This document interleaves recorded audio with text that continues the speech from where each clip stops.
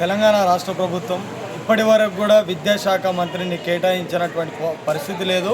అయినా కూడా విద్యారంగాన్ని అభివృద్ధి చేస్తామని చెప్తుంటే చాలా ఆశ్చర్యంగా అనిపిస్తూ ఉంది.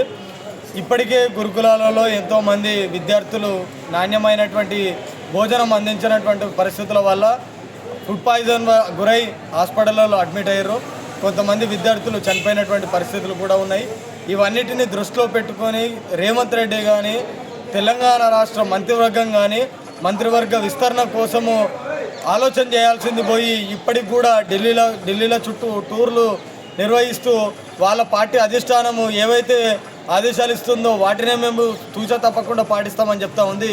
వాళ్ళు అధికారంలోకి రావడానికి తెలంగాణ రాష్ట్ర ప్రజలు ఓటేసి ఆ ఓట్ల ద్వారా వీళ్ళని అధికారంలో కూర్చోబెట్టారు. కానీ ఈ కాంగ్రెస్ అధిష్టానం మాత్రం వాళ్ళ అధికారంతోటో లేకపోతే వాళ్ళ పార్టీలో ఉన్నటువంటి వాళ్ళ యొక్క గుర్తింపుతోటో ఈ రాష్ట్రంలో అది కాంగ్రెస్ పార్టీ అధికారంలోకి రాలేదని చెప్పి ఈ సందర్భంగా గుర్తు చేస్తూ ఉన్నాము.